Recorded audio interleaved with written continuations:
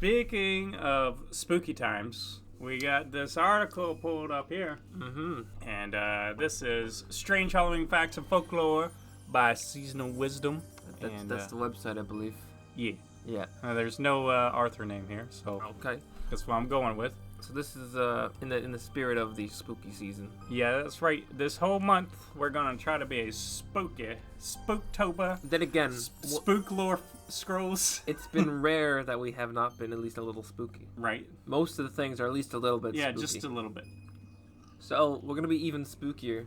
Trying to be. I'm thinking... Maybe I'll try to find some non-copyrighted spooky music to put in the background. Of Maybe I'll watch the Garfield Halloween special.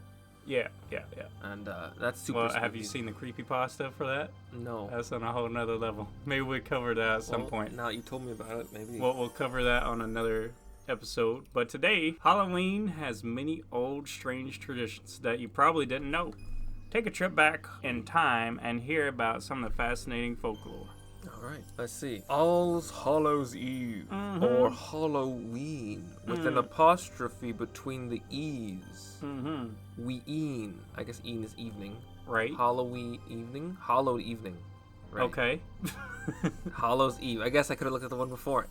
Whatever. Or, Halloween. Has long been known as a frightening time when the ghostly spirits that were said to run free, along with the evil witches, fairies, and goblins. Did someone say goblins? Goblin Slayer triggered. In Scotland and Ireland, the sunset on October 31st until the sunset on November 1st was known as Samhain, thundercracks, lightning. As the old Irish tale, Tochmarc Emire, I suppose it's pronounced, explains Samhain was when the summer goes into its rest, or to its rest. The Welsh called this day Nos Galan Gaeaf, or Winter's Eve.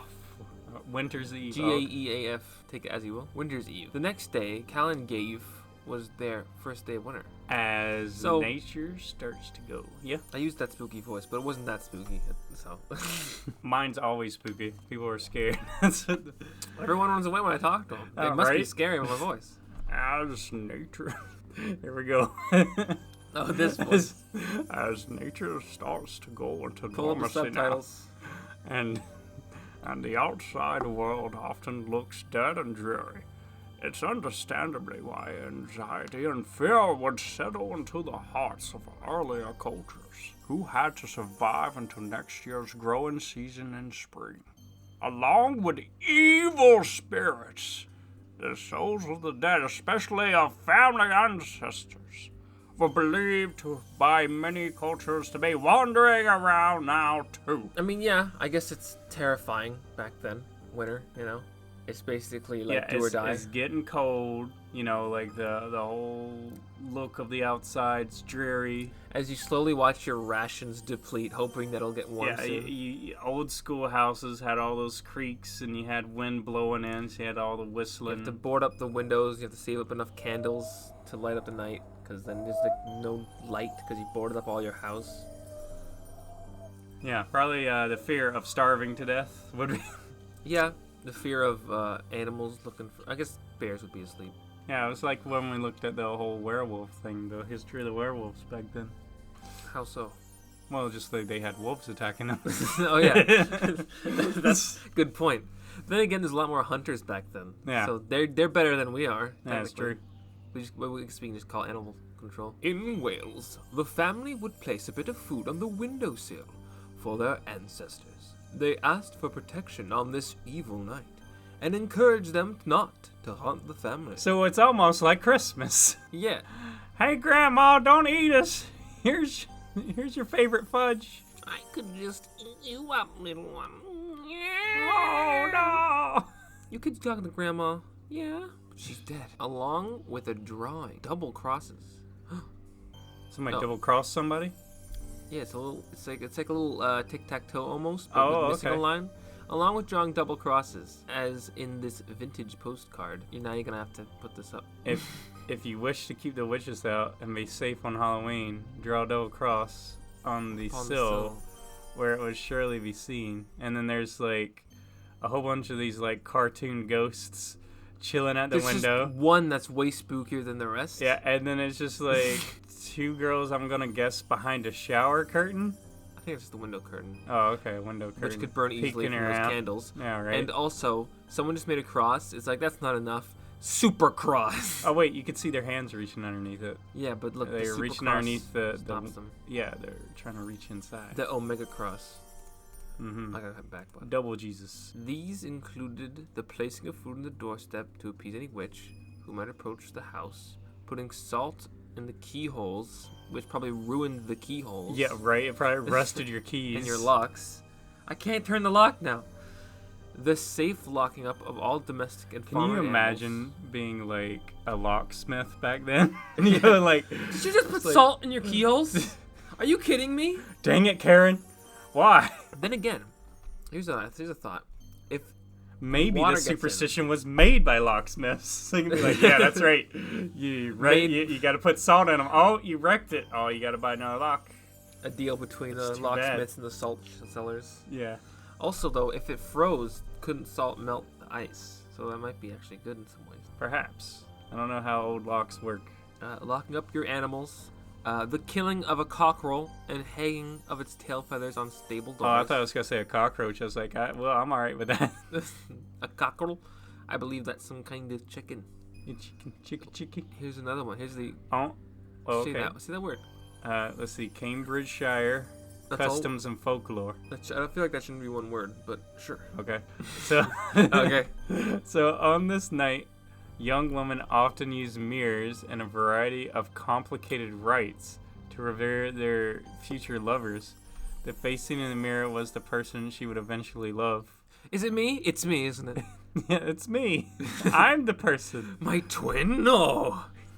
It's just their mom walking up behind them. It's like, well, I can't believe this. Other love deviation games included fortune-telling puddings with apples and cream. Delicious. The puddings contained 2 rings, 2 coins, and 2 marbles. Don't eat them. What you found in your pudding revealed whether you would be wed, rings, wealthy coins, or single and childless marbles. I mean, millennials today chose the marbles. What if I took all 3 in one spoonful? Oh, man. So I'd be rich. No. I have children. So what would happen was you get married, you get really wealthy, and then there would be a tragedy and you'd be left. That's what I was thinking. You have a husband and children, or a wife and children. This is Yeah. And then you have children, and then they all die, but you get the insurance claim. I think it's just like one of those like Kinder Egg surprises where you get to the bottom and you see what you get. Mm-hmm. Let's see here. Apples were used in other ways. Oh, I forgot about bobbing for apples. I only did it once, and I was great at it. Including the popular game of bobbing for apples. Each apple was named for a certain person, and people dove for the apples that floated in a pail full of water. Seizing the apple in one bite was very good fortune indeed. And also, everyone made fun of you because your face is wet and your apple's dribbling down your chin on your clothes. Freaking nerd. Okay. Not surprisingly, this is also a night to forecast death and misfortune. As John Sinclair wrote in the 1970s about Scotland. Switch it around. It's actually the 1790s. Wait, what? You said 1970s. Whoops. I guess even I'm dyslexic. Further beyond. Yes, 1790s. They set up bonfires in every village. When the bonfire is consumed, the ashes are carefully collected in a circle. There is a stone put in for every person of the several families, and whatever stone is moved out of place or injured before the next morning, the person represented by that stone is supposed to live 12 months from that date. Oh, not to live 12 months from that date. Oh my god. Huh. Say, wait, what happened again? Okay. Every village had on a fire. So there's a fire. You collect the ashes. It goes out, take the ashes, put in a circle. Mm-hmm. There's a stone put in. Okay. For every person. So if the stone, so every person gets a stone. If the stone is outside the circle, you're dead. Right. My stone's halfway in and halfway out. It's like, so if you didn't like somebody, just wait till everybody's asleep. You go take their circle, put it out, or their stone, put it outside the circle. Stone, yeah. And then people were like, oh my god, no, Billy. What happened? And then you push Billy off like a cliff and like, oh man, the stone said it would happen. Everybody's like, you're right. I guess it was an accident. It was fate. I mean, yeah, what if you just, like, pushed everyone's stone out? It was like, is it gonna be an earthquake or something? We gotta the earth go. will swallow us whole. In that situation, do you stay and assume you're gonna die, or do you leave trying to escape it, but then realize that you're probably gonna die because you leave? Isn't that crazy, though? It's like, what if you get, like, let's say, like, you get something that you know for sure will be truth, like 100% truth, and it tells you that you will die in 30 days, right? Yeah. But it doesn't say how, and it doesn't say the exact time on the 30th day. So you're like, okay, so will I die because I'm just doing what I do every day? Will I die because I'm panicking on the 30th day and do something I wouldn't regularly do? Is it because I try to leave? You know, there's so many things you'd be thinking about. Yeah. You think about all that stuff, and then you just have a heart attack. Yeah, you get so matters. stressed. Yeah, you just have a heart attack. High blood pressure. Your freaking appendix explodes. You're taking drugs to try to, like, you know, cope with it, but then you overdose. Oh, I was allergic the whole time. Yeah, you get stung by a bee. Today we celebrate with pumpkins, but in earlier days, lanterns made of hollowed out turnips and carved with ugly faces were Turnips? Turnips! They're like a tiny pumpkin. But the people who are growing pumpkins are like, dude, I'm not selling my pumpkins. We gotta make the pumpkins the thing. Dude, why don't we use these gourds instead? Because I just like turnips, alright? Oh, we're carried around to represent goblins. How long? I can see that. Can we do an episode on goblins? Yeah. Because the goblins have been around in, like, games and stuff. But in real life, I don't know much about where goblins come from. Goblins, In I think, lore. were, like, viewed as, like, greedy as well, right? Yeah, but do they just run around like... Or are they like demons who show up under your bed and like, give me your soul? Like, what kind of goblin is a goblin? We'll find out. All right. Maybe that'll be what's in the next episode. That would be a good episode. All right. In parts of the UK, these lanterns were called spunkies. Spunkies. That's what you want to call it. Spunkies? It's spunky. Yeah, the ugly turnips called spunkies. I can get behind that. Yeah. Get your ugly turnips. Maybe called we spunkies. should do, like, an old tradition thing this Halloween. We just go buy some turnips and start carving it. And people are like, what are you doing? It's like, dude, this is OG jack-o'-lanterns. I'm making spunkies, man. Yeah. What are you doing? Yeah, where's your spunky at? Where's your spunky, bro? British historian Ronald Hutton says children would carry their spunkies around town as a warning of death, singing, "It's spunky night, it's spunky night. Guys a candle, guys a light. If he don't, he'll have a fright." It's spunky night. It's spunky night. Spunky night. Guys, a candle. Girls, a light. If you don't, you have a fraud. Yeah, cue like 20-minute guitar solo. Let's get that 10-minute drum solo up in here. Yep, that's afterwards. That's after the guitar solo. So, these lanterns were called jack-o'-lanterns. In eastern England because they looked like flickering flames in the marsh, explains Hutton. As large numbers of Irish and Scottish immigrants came to the United States in the 19th century, Halloween grew in popularity in this country. Old traditions were adapted into the ones we know today, and still remains spooky time for kids all ages. And I think that Christmas was also a pagan holiday, and it used to be like where there was a guy called the King of the Poor or whatever. Oh, yeah.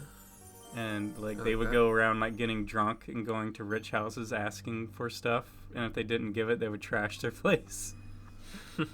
So it's almost like a combination of trick or treat from Halloween. Oh, those pagans. Now they don't explain why jack-o'-lanterns are called jack-o'-lanterns. No, it doesn't. Because they look like flickering flames in the marsh. What does that mean? Who's Hutton? Jack of the Lanterns, I assume. I assume it's this guy named Jack, and he lights lanterns in a marsh. I thought it came from the Headless Horseman, the myth of that. I thought he came after. Maybe it did. Because he was Disney. But before that... What? The Headless Horseman isn't what from I Disney. saw. Well, like, I saw the But Disney version. took a whole bunch of, like, what they did was they took a whole bunch of old myths and then they made it their own He spin. existed beforehand, but I've never read any literature on the old. Are you thinking about, like, The Nightmare Before Christmas? No, Jack? No, you Jack haven't Skellington? seen it? There's even a song. There's like a Disney, he's like a pumpkin head, and he rides that. I'll have to look this up later. What's the guy he runs after? It's like his I- name's like Swan or Goose or I something. have no idea. I've never seen this. You're asking the wrong But he's person. got a giant schnoz. Okay. Look, hold on. Oh, yeah. Legend of Sleepy Hollow. That's what it's called. And the guy's name, there he is again. This guy. There's a cartoon, there's a whole song. He's running away with his horse, and the horseman can't cross the bridge of running water. So he Dude. escapes by the bridge. half his head is like his nose. Yeah, it's actually a weapon. I remember. Maybe he's like part bird. The horseman swings at him and it cuts his little ponytail like right down the middle, or something like that. It has like one single hair goes boop, splits in half. Oh wow. I'd show you the song, but we're doing a thing. Right. Okay. So I guess jack-o'-lanterns. I guess that's just like maybe like jack of. You know how they say jack of all trades? Maybe just like jack of the lanterns, like the guy who. It could be. The guy who lights the lanterns in a marsh. It could be. We can always look it up for next time. But there's one more thing to read here. However, if you decide to celebrate Halloween. Oh, here's hoping you have a fun and safe holiday. Don't forget to hang some juniper branches and dried rosemary on your front door. Keep your evil spirits. Now, they didn't say anything about the Day of the Dead, Deus Mortos. Isn't that like a huge part of it? Well, we'll have to look that up there next time on the Folklore Scrolls. But you're thinking about next time looking up some goblins? Gnoblins, yeah. The goblins. Okay. Well, next time on Folklore Scrolls, we'll be looking at some goblins. Make sure to rate, subscribe, and like, and share with everybody you know. Share it with Billy down the stairs, Grandma. Share it with the old guy down the street. He's pretty cool. You should talk to him. But not you, Kevin. Kevin! Get out of here, Kevin. We know where you are. Why are you watching this, Kevin? Close the window, Kevin. Go home. Wait, you probably are home. We actually like you, Kevin. So, yeah, keep watching. He likes you. I know what you are, Kevin. Goodbye. I'll at you later.